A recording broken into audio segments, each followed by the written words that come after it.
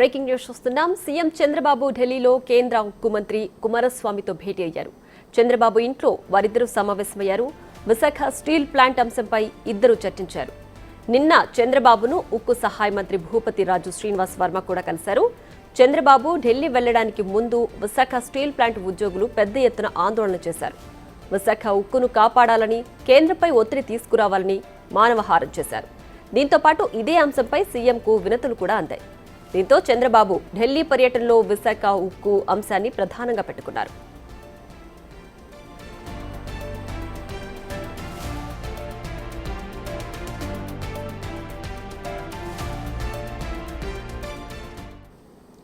ఇక దీనికి సంబంధించి మరింత సమాచారం మా ప్రతినిధి శివ ఫోన్ లైన్ అందిస్తారు. శివ, చెప్పండి. అయితే ఢిల్లీ పర్యటనకు వెళ్లిన సీఎం చంద్రబాబు ప్రధానంగా ఇప్పుడు విశాఖ స్టీల్ ప్లాంట్ అంశం పైన తీసుకున్నారు కదా, దీనికి సంబంధించి పూర్తి డీటెయిల్స్ ఏంటి? చంద్రబాబు నిన్న సాయంత్రం 4 గంటల ప్రధాని నరేంద్ర మోదీ కలిసి రాష్ట్రానికి సంబంధించి పలు కీలక అంశాలు చర్చించారు. ఈ అంశాలలో ప్రధానంగా పోలవరం, రాజధాని నిర్మాణం, విశాఖ రైల్వే జోన్, అలాగే వైజాగ్ స్టీల్ ప్లాంట్ ప్రైవేటీకరణ అంశానికి సంబంధించి ప్రధానితో చర్చించిన తర్వాత మళ్ళీ నిన్న సాయంత్రం రైల్వే శాఖ మంత్రి అశ్వరేష్ లో చంద్రబాబు నివాసానికి చర్చలు జరిపారు. నిన్న ఈ సందర్భంగా వైజాగ్ స్టీల్ ప్లాంట్ అంశం కూడా ప్రధానంగా చర్చ చేసింది. దానిలో నిన్న జరిగిన భేటీలో సీఎం అధికారిక నివాసానికి కేంద్ర ఉక్కు పరిశ్రమల సహాయ మంత్రి శ్రీనివాస్ వర్మ చంద్రబాబుతో వైజాగ్ స్టీల్ ప్లాంట్ అంశం సంబంధించి సీఎం చంద్రబాబు ఢిల్లీలో కేంద్ర ఉక్కు మంత్రి కుమారస్వామితో భేటీ అయ్యారు. చంద్రబాబు ఇంట్లో వారిద్దరూ సమావేశమయ్యారు. విశాఖ స్టీల్ ప్లాంట్ అంశంపై ఇద్దరు చర్చించారు. నిన్న చంద్రబాబును ఉక్కు సహాయ మంత్రి భూపతి రాజు శ్రీనివాస్ వర్మ కూడా కలిశారు.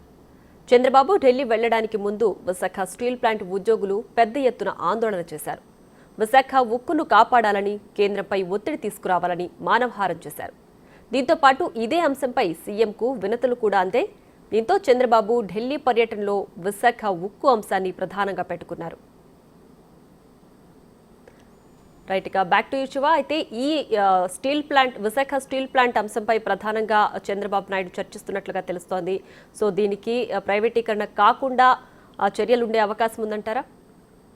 డెఫినెట్ గా ప్రియా, ఈ ఢిల్లీ పర్యటనలో ఈ వైజాగ్ స్టీల్ ప్లాంట్ ప్రైవేటీకరణ అంశానికి సంబంధించి కీలక చర్చలు కొనసాగుతున్నాయి. స్టీల్ ప్లాంట్ ప్రైవేటీకరణ కాకుండా ప్రత్యామ్నాయ మార్గాల వైపు కేంద్రం కూడా ప్రయత్నాలు చేస్తుంది. దానిలో భాగంగానే సెయిల్లో విలీనం చేయాలనేది ప్రధానంగా ప్రత్యామ్నాయ మార్గాలను అన్వేషిస్తుంది కేంద్రం. దానిలో భాగంగానే ఢిల్లీ వచ్చే ముందే సీఎం చంద్రబాబుకు వైజాగ్ స్టీల్ ప్లాంట్ సంబంధించిన ఉద్యోగులు కానీ దానికి సంబంధించిన కీలక శాఖ అధికారులు కూడా వినతి పత్రాలు సమర్పించారు. ప్రైవేటీకరణ చేయొద్దు, వైజాగ్ సంబంధించిన స్టీల్ ప్లాంట్ ఉద్యోగులకు అన్యాయం చేయొద్దంటూ కూడా వారందరూ కూడా వినతి పత్రం సమర్పించిన నేపథ్యంలో ఈ రోజు కొద్దిసేపటి క్రితమే సీఎం అధికారిక నివాసంలో కేంద్ర ఉక్కు భారీ పరిశ్రమల శాఖ మంత్రి కుమారస్వామి భేటీ అయ్యారు. దాదాపుగా అరగంట నుంచి ఇద్దరి మధ్య చర్చలు కొనసాగుతున్నాయి. వైజాగ్ స్టీల్ ప్లాంట్ ప్రైవేటీకరణ అంశం ప్రధానంగా ఇద్దరి మధ్య చర్చ కొనసాగుతున్నట్లుగా తెలుస్తోంది. దానికి సంబంధించి ఎటువంటి నిర్ణయాలు తీసుకోవాలి అంటే, నష్టాల్లో ఉన్న వైజాగ్ స్టీల్ ప్లాంట్ ను లాభాల్లోకి తీసుకువెళ్లాలంటే ఎటువంటి నిర్ణయాలు తీసుకోవడం ద్వారా ఈ లాభాల్లోకి తీసుకురావాలనే దానిపై కూడా ప్రధానంగా చర్చిస్తున్నట్టు తెలుస్తుంది. అంటే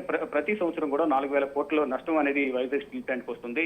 ఇప్పటికే అప్పులు ఎక్కువైపోయాయి, ఉత్పత్తి తక్కువ ఉంది, ఉద్యోగులు ఎక్కువ ఉన్నారు. ఈ నేపథ్యంలోనే కాంట్రాక్ట్ ఉద్యోగులను తప్పించాలనే యోచనలో కూడా స్టీల్ ప్లాంట్ యాజమాన్యం ఉన్నట్లుగా కూడా తెలుస్తోంది. ఈ నేపథ్యంలోనే కాంట్రాక్ట్ ఉద్యోగులను తొలగించాలనే ప్రయత్నాలు కూడా చేస్తున్నారు. దానికి సంబంధించి కాంట్రాక్ట్ ఉద్యోగులను కొనసాగించాలంటే నిరసనలు కూడా కొనసాగుతున్నాయి. ఇక మొత్తంగా చూసుకుంటే నష్టాల వల్ల ఉద్యోగులు కూడా తొలగించాల్సిన పరిస్థితి వస్తుంది. ఒకరు చేయాల్సిన పనిని ముగ్గురు చేస్తున్నారు అక్కడ. దానివల్ల ప్రజాధనం వృధా అవుతుందనేది ప్రధానంగా గతంలో వ్యక్తితో మాట్లాడుతున్న సందర్భంలో ఉక్కు శాఖ పరిశ్రమల సహాయ మంత్రి శ్రీనివాస్ వర్మ కూడా తెలిపారు.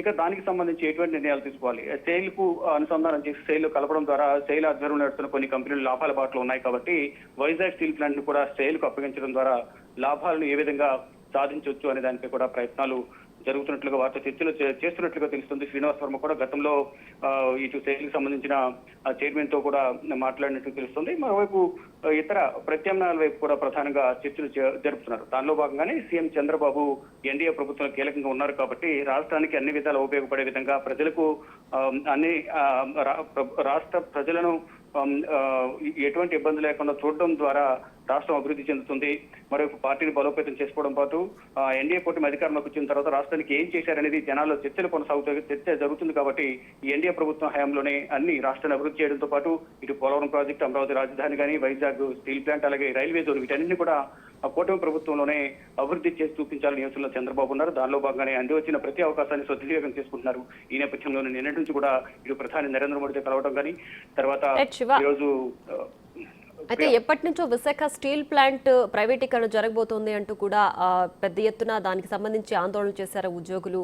సో ఈ భేటీలో ఇప్పుడు చంద్రబాబు ఢిల్లీ పర్యటనకు సంబంధించి ఆ పర్యటన ముగిసేలోపు దీనికి సంబంధించి పరిష్కారం దిశగా అడుగులు పడే అవకాశం ఎంతవరకు ఉండొచ్చు?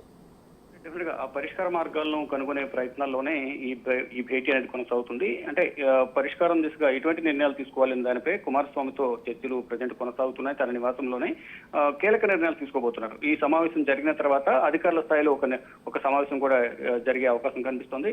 దాని ద్వారా ఒక కమిటీని కూడా ఏర్పాటు చేసి లాభాల బాట ఏ విధంగా పట్టాలి, లాభాలను ఏ విధంగా సాధించాలి, అప్పులను ఏ విధంగా అధిగమించాలి అనే దానిపై కూడా ప్రధానంగా ఇటు కేంద్ర సహకారం ఎంతవరకు ఉండాలి, కేంద్ర సహకారం అందించిన దాన్ని బట్టి అంటే ఇప్పటికే కేంద్ర సహకారంతోనే ఈ స్టీల్ ప్లాంట్ నడుస్తుంది, అప్పులు అనేవి ఎక్కువైపోతున్నాయి అనేది ప్రధానంగా కేంద్రం చెప్తుంది. కేంద్ర ఉక్కు శాఖ సహాయ మంత్రి శ్రీనివాస్ వర్మ కూడా చెప్తూ ఉన్నారు. దానిలో భాగంగానే ఇప్పుడు హై లెవెల్లో మీటింగ్ అనేది కొనసాగుతుంది. సీఎం చంద్రబాబు అలాగే కేంద్ర యూనియన్ మినిస్టర్ కుమారస్వామి ఇద్దరి మధ్య చర్చలు అనేవి కొలిక్కొచ్చే అవకాశాలు ఎక్కువగా ఉన్నట్లు కూడా విశ్వసనీయ వర్గాల నుంచి సమాచారం అయితే అందుతుంది. ఇద్దరి సమావేశం జరిగిన తర్వాత మళ్ళీ అధికారుల స్థాయిలో మరోసారి సమావేశం జరిగి దీనికి ఒక కన్క్లూజన్ ఇచ్చే అవకాశం అయితే ఎక్కువగా కనిపిస్తోంది. రైట్. అలాగే కాంట్రాక్ట్ ఉద్యోగులకు సంబంధించి ఉద్యోగ భద్రత కల్పించే అవకాశం ఉందా?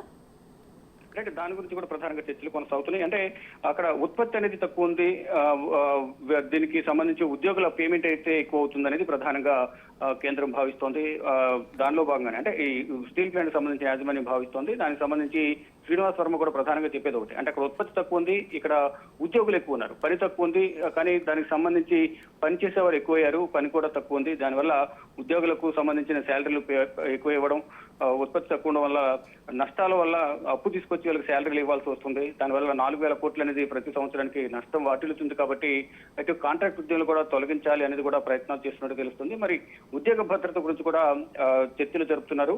ఏ విధంగా అంటే దాంట్లో ఉన్న ఉద్యోగులు ప్రత్యామ్నాయంగా వేరే దగ్గరికి ఏమైనా పంపిస్తారా, లేదా దీనికి సంబంధించి ఏమన్నా సపరేట్ గా కేటగిరీస్ వైజ్ గా నిర్ణయాలు తీసుకుంటారా అనే దానిపై కూడా ఈ రోజు జరిగే చర్చలో ప్రధానంగా వారి మధ్య సమావేశం చర్చకొచ్చే అవకాశం కనిపిస్తుంది. వీరిద్దరి మధ్య చర్చ జరిగిన తర్వాత మళ్ళొకసారి అధికారుల స్థాయిలో ఇటు ఉక్కు శాఖకు సంబంధించిన అధికారులు ఎవరైతే ఉంటారో ఆ శాఖ అధికారులు కానీ, ఇటు వైజాగ్ స్టీల్ ప్లాంట్ నుంచి కొంతమంది అధికారులు వచ్చి ఇద్దరి మధ్య చర్చలు జరిగిన తర్వాత కీలక నిర్ణయాలు వెల్లడించే అవకాశం అయితే కనిపిస్తుంది. కానీ ఫైనల్ గా ఇక వైజాగ్ స్టీల్ ప్లాంట్ ప్రైవేటీకరణకు సంబంధించి కీలక చర్చలు అయితే ప్రజెంట్ చంద్రబాబు అధికారిక నివాసమైన జన్పత్ 1లో కొనసాగుతూ ఉన్నాయి. Priya. Right Shiva, thanks for the updates.